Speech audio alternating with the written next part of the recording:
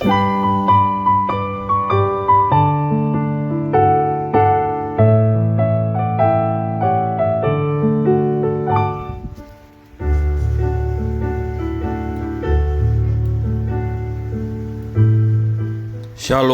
salam sejahtera bagi Bapak Ibu Saudara-saudara, anak-anak yang dikasihi oleh Tuhan Yesus Kristus.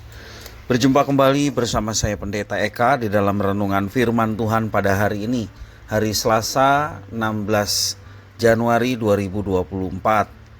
Sukacita dan damai sejahtera dari Tuhan Yesus kiranya menyertai hidup kita sekalian. Puji Tuhan. Pembacaan firman Tuhan hari ini sampai pada pembacaan Kolose pasal yang kedua. Kiranya firman Tuhan memberkati kita sekalian. Puji Tuhan. Baik Bapak Ibu Saudara-saudara, sebelum kita akan bersama-sama belajar firman Tuhan, kita akan berdoa terlebih dahulu. Tuhan Bapa di sorga, di dalam Yesus Kristus, kami mengucapkan syukur dan terima kasih kepada Tuhan yang telah memberkati kami dari hari ke hari sampai hari ini. Biarlah setiap kasih sayang, pemeliharaan Tuhan dalam hidup kami menjadikan kami semakin mengenal pribadi Tuhan. Dan pengenalan akan Tuhan membawa kami berkomitmen untuk hidup dalam ketaatan. Karena itu kami mau merenungkan firman Tuhan. Biarlah Engkau mampukan untuk kami dapat memahaminya serta menerapkannya dalam hidup kami setiap hari. Terima kasih Bapa, inilah diri kami sedia untuk belajar firman Tuhan. Demi nama Yesus Kristus kami berdoa. Haleluya, amin. Bapak Ibu Saudara-saudara, anak-anak yang dikasihi oleh Tuhan, pembacaan firman Tuhan hari ini dari Kolose pasal 2 dan untuk perenungan di ayat yang ke-6 sampai yang ke-15. Saya akan membacakan ayat 6 sampai 15. Demikian firman Tuhan. Kamu telah menerima Kristus Yesus Tuhan kita. Karena itu hendaklah hidupmu tetap di dalam Dia. Hendaklah kamu berakar di dalam Dia dan dibangun di atas Dia. Hendaklah kamu bertambah teguh dalam iman yang telah diajarkan kepadamu. Dan hendaklah hatimu melimpah dengan syukur. Hati-hatilah supaya jangan ada yang menawan kamu dengan filsafatnya yang kosong dan palsu, menurut ajaran turun-temurun dan roh-roh dunia, tetapi tidak menurut Kristus. Sebab dalam Dialah berdiam segala jasmania seluruh kepenuhan kealahan, dan kamu telah dipenuhi di dalam Dia.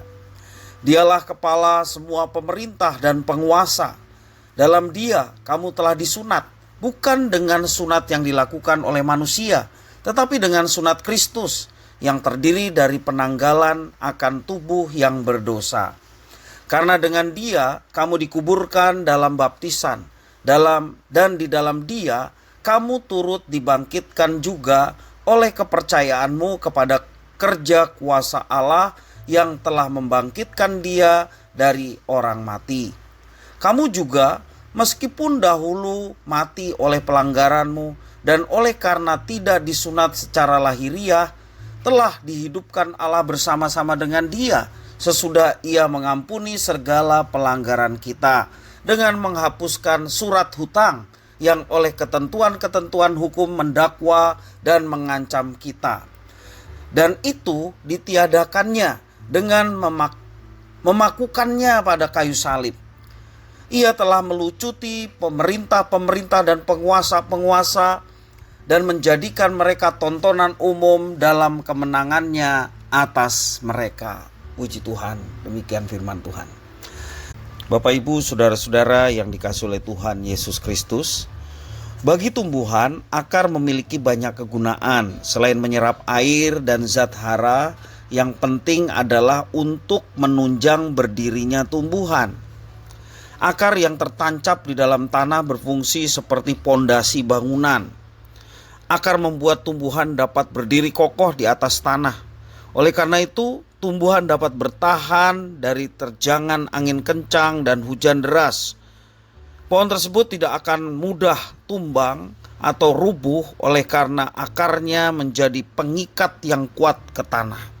Gambaran serupa juga dipakai oleh Rasul Paulus untuk menggambarkan pentingnya bagi umat Kristen di Kolose untuk tetap berpegang pada ajaran dari Yesus Kristus. Sebab di sekitar mereka pada waktu itu telah berkembang berbagai pengajaran yang berbeda dengan ajaran Kristus, yang berpotensi akan menjatuhkan mereka dari kebenaran Kristus yang telah diajarkan oleh para rasul, termasuk juga Rasul Paulus. Karena itu, untuk dapat berdiri teguh, maka jemaat harus mengakar pada ajaran Kristus sebagai sumber makanan rohani bagi mereka. Ajaran Kristuslah yang akan memberi pertumbuhan bagi rohani manusia, sehingga dapat bertumbuh dan berbuah dengan baik. Dan ajaran Kristus juga yang akan memampukan mereka untuk tetap berdiri teguh di dalam iman. Jadi Bapak Ibu Saudara-saudara, maka pentingnya bagi kita untuk senantiasa secara rutin mempelajari firman Tuhan.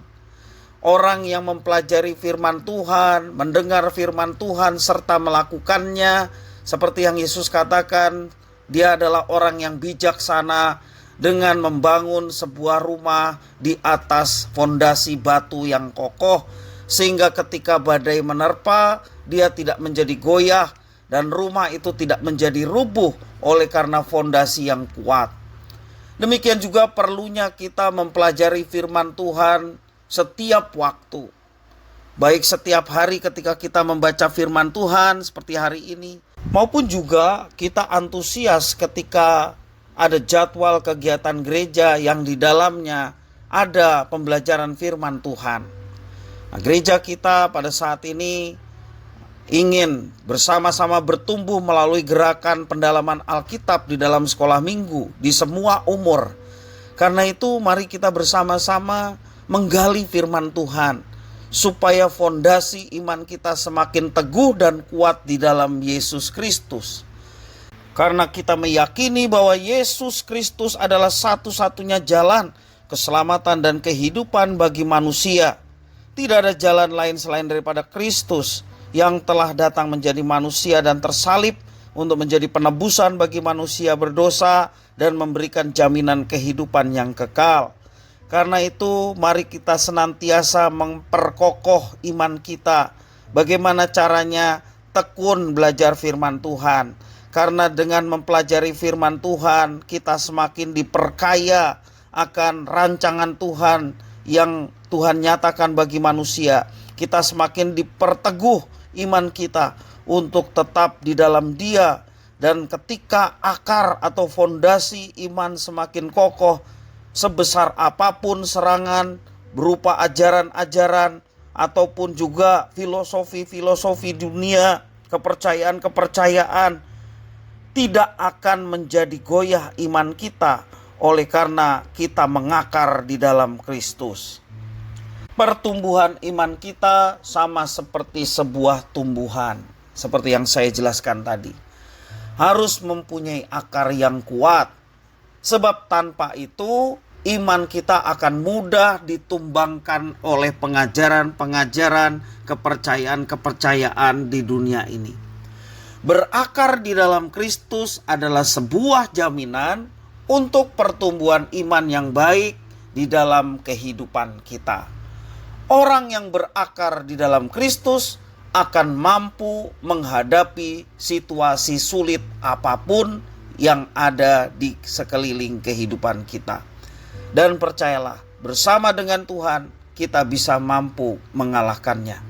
Kiranya firman Tuhan memberkati kita. Mari kita berdoa.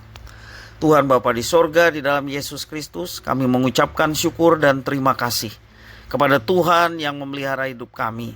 Terima kasih atas firman Tuhan yang mengingatkan untuk kami senantiasa tekun mempelajari firman Tuhan, sehingga iman kami semakin kokoh dan teguh.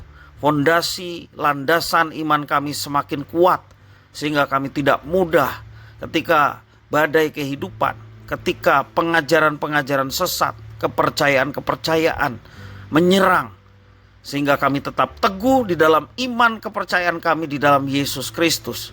Karena kami tahu keselamatan, kehidupan hanya melalui Yesus Kristus. Terima kasih ya Tuhan atas firman-Mu.